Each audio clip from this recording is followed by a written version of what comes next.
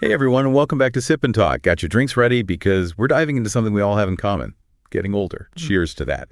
Seriously, I think I've turned into that person who forgets where I put my keys like 3 times this week. And why does my back always hurt now? I think I pulled a muscle just sneezing the other day. Yeah. Okay, but on a serious note, we've talked about aging before, right? Like living longer lives and stuff, but we never really dug into what actually happens to us, our bodies and minds. I mean, we've talked around it, but never really gone deep. And let's be honest, none of us are getting any younger. So we did some research and looked at some fascinating studies, and wow, it's wild what we found. Let's start with the 20s and 30s. You know that time when you're supposed to be in your prime feeling invincible? Like you can stay up all night, eat whatever you want, and your body just bounces back? Yes, the glory days. Exactly. Yeah. But guess what? Aging's already happening even then. Sneaky, right? It is. Even when you're at peak physical condition in your 20s, things are starting to change at a cellular level. Collagen production slows down. Cell turnover isn't as efficient. Wait, so even though I feel amazing, things are already starting to slide. I know, it's kind of a bummer. But think of it this way. It's like that first tiny scratch on your brand new car. You might not even notice it at first, but it's the beginning of the wear and tear process. Ooh, that's a good analogy. So what does this actually mean for us in our 20s? What's happening inside our bodies that we might not even realize? Well, there's this global study from Nature Communications back in 2021. They found something pretty interesting. They discovered that protein stability starts to decline after age 25, particularly those proteins linked to metabolism. Hold up. Metabolism. That's how our bodies burn calories, right? So even if I'm hitting the gym and eating relatively healthy, my metabolism's already starting to work against me. Exactly. And to make matters a bit worse, there's also a gradual increase in something called oxidative stress each year, about 0.5%. Oxidative stress. What is that like rust building up in our cells? That's a great way to put it. It's essentially damage to our cells caused by free radicals. And it accumulates over time. It's a natural part of aging, but it can be accelerated by things like pollution stress and unhealthy habits. Okay, so even though we feel invincible, things are already changing. But hey, at least our brains are still super sharp and adaptable in our 20s and 30s, right? Absolutely. Our brains are actually at their most plastic during this stage, meaning they can change and adapt more easily. This is a prime time for learning new skills, languages, anything, really. Yeah. But here's the catch. Lifestyle choices really matter during this time. It's like building a strong foundation for your brain's future. So what we do in our 20s can impact how our brains function later on. That's kind of mind-blowing. It is. Think of it this way. If you're constantly stressing out, not sleeping enough, and eating junk food, you're essentially putting your brain on a fast track to aging. And let's be real. Early adulthood can be super stressful. Career pressures, relationships, figuring out who you are and what you want to do with your life. It's a lot to handle. Exactly. And all that stress can actually accelerate the aging process, both physically and mentally. Wait, seriously? Stress can make us age faster. Yep. It's not just an old wives' tale. There was that BBC report back in 2023. It talked about middle-aged diseases showing up in young adults due to unhealthy lifestyles. Things like fatty liver disease, which is usually associated with, well, older folks. Okay, now that is scary. They found that 15% of young adults were already showing signs of these conditions. And it's not just about physical health. All that stress can take a toll on our mental well-being, too. So what we do in our 20s and 30s sets the stage for how we age later on. It's like a domino effect. You got it. And there's this whole extended adolescence phenomenon that's adding another layer to the mix. Extended adolescence. What's that all about? Well, psychologist Jeffrey Arnett came up with this theory in 2020. He suggests that because of economic pressures and societal shifts, young people are hitting traditional adult milestones much later in life than previous generations, like getting married, buying a house, having kids. It's true. I know so many people in their 30s who are still figuring things out, myself included. And this delayed timeline, combined with the constant pressure to succeed in every area of life, can actually lead to slower psychological maturity. So we're physically adults, but mentally and emotionally, we're still catching up. It's like we're stuck in this in-between zone, and it's creating a lot of anxiety and uncertainty for young adults. The World Health Organization even reported in 2022 that 20% of people aged 20 to 29 had experienced at least one moderate anxiety episode. Oh, 20%. That's a pretty big number. So to sum it up, even though our 20s and 30s are supposed to be our prime, there's a lot going on beneath the surface that can impact how we age. Exactly. It's a time of huge potential, but also a time when the choices we make about our physical and mental health can have long-lasting consequences. Okay, That's a lot to think about. You got that right. You listening out there while you're sipping your drinks, ponder this. Yeah. How much is societal pressure actually influencing how we age, both physically and mentally? It's a big question, and one we're going to keep exploring as we move into the next stage of life. Stay with us.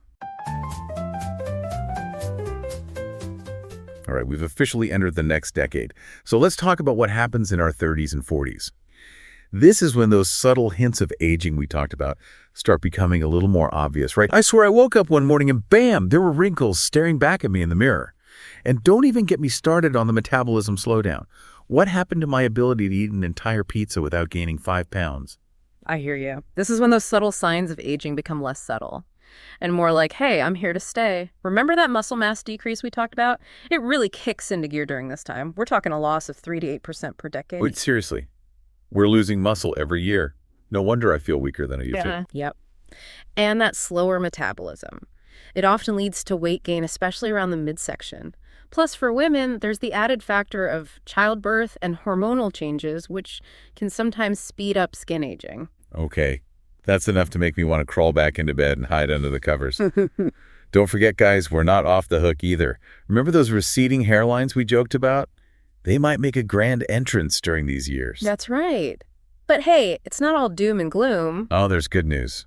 I could definitely use some good news right about now. Think about it this way. By this time, you're probably hitting your peak earning potential. You've got some life experience under your belt, and you've hopefully figured out a few things about yourself. Confidence often peaks during this time. Yeah, I can see that. You start to care less about what other people think and feel more comfortable in your own skin. Okay, so you might have a few more wrinkles. Yeah. And maybe need an extra shot of espresso in the morning, but we're also more confident and financially stable. I'll take it. Exactly. But there is one thing we need to talk about that's not so fun. Remember that study we mentioned from The Lancet? The one about bone health? It's pretty wild what they found. Oh, what did they find? I'm almost afraid to ask. Well, globally, about 10% of adults over 35 already have some degree of bone loss, and it's even more common in women, something like 12% compared to 8% for men. Wait, bone loss? That's something my grandma worries about, not me. Is it really that common in our 30s and 40s? It is, and it's a good reminder that aging isn't just about what's happening on the outside. It's happening inside our bodies, too, even if we don't see it. So what can we do about it? Destined to become brittle old folks? Not at all. This is where lifestyle choices become even more important. Things like getting enough calcium and vitamin D, doing weight-bearing exercises, and avoiding smoking can all help protect your bones as you age. Okay, good to know. I'm adding drink more milk to my to-do list right now. But speaking of things that start to freak us out in our 30s and 40s, isn't this also prime time for the dreaded midlife crisis? Oh, yeah. And sudden urge to dye your hair a crazy color. But seriously, is it a real thing or just a cliche? While the cliche is definitely out there, it's not like everyone in their 30s and 40s suddenly loses their mind and makes drastic life changes. It's more about reflection and reassessment. So instead of a full-blown crisis, it's more of a midlife evaluation. Exactly. Think about it. You've been working hard for a couple of decades. You might have family responsibilities. Your parents might be getting older and needing more help. It's a lot to juggle. It's natural to start questioning your path, wondering if you're on the right track, if you're happy with where you are in life. It's like you hit this point where you can see the finish line in the distance. Okay. And you start thinking, wait, is this the race I even want to be running? Exactly. And that questioning can be a really good thing. It can lead to positive changes, like switching careers, starting that business you've always dreamed of, or just prioritizing the things that truly matter to you. But all that soul searching has to be pretty stressful too, right? It can be. And remember that article we found in The Guardian about the Australian research on stress and aging? They found that stressed out 30-somethings had significantly faster telomere shortening than their more laid-back peers. Hold on, remind me about telomeres again. They're like the protective caps on our DNA, right? You got it. They're like the little plastic tips on the ends of shoelaces, preventing them from fraying. And they naturally shorten as we age. The problem is shorter telomeres are linked to faster aging and a higher risk of age-related diseases. So basically, stress is literally making our DNA fray faster. No wonder I feel like I've aged 10 years in the last year alone. Well, there is some good news. Psychologist Susan Krauss-Whitborn has this fascinating theory. It's called midlife psychological adjustment theory. She suggests that if you embrace aging, adjust your expectations, and focus on the positive aspects of this stage of life, you'll actually be happier and healthier overall. So it's all about mindset. Choose to be happy about getting older and you'll actually age better. It's not quite that simple, but mindset definitely plays a huge role. It's about reframing your perspective, seeing aging not as a decline, but as a period of growth, change, and new opportunities. So instead of a midlife crisis, we can have a midlife awakening. Exactly. It's about taking stock of where you are, what's important to you, and making adjustments to create a life that feels fulfilling and meaningful. Because trust me, you don't want to hit your 40s feeling completely burned out and resentful. Oh, good point. Speaking of burnout, didn't we see a stat about how common that is in this age group? We did. The American Psychological Association reported in 2023 that 35% of people between 30 and 39 feel burned out from work, and that's compared to just 25% for those in their 20s. So even though we're supposed to be in our prime, a lot of us are feeling totally fried. It's a real issue, and it ties back to what we were saying about stress and mindset. It's crucial to prioritize self-care, manage stress effectively, and make sure you're not sacrificing your well-being for the sake of your career or other obligations. Okay, so the big takeaway here is to embrace the changes, manage that stress, and don't be afraid to hit the pause button and reassess what you really want out of life. Sounds like good advice for any age, really. Absolutely. And on that note, let's move on to the 40s and beyond. Are you ready to face the final frontier of aging? All right, think of it this way. Your body's like a car with a lot of miles on it. It still runs, but it might need a bit more TLC than it used to. So we're talking oil changes, tire rotations, the whole 9 yards. Exactly. We're talking about things like cardiovascular health starting to decline a bit. You might notice your eyesight isn't what it used to be. Hello, reading glasses. And bone density, unfortunately, continues to decrease. Okay, that's a lot to process. And what about those brains of ours? Are they starting to slow down too? You might notice some changes in cognitive function. Remember that study from Science Advances we talked about earlier, the one that found the brain cortex thins by about 0.02 millimeters each year after 40? Yeah, that was a bit of a shocker. So our brains are literally shrinking. Is that why I can't remember where I put my keys anymore? Well, there is a connection between that thinning cortex and the slight decline in short-term memory that many people experience as they get older. Ugh. Is it all downhill from here?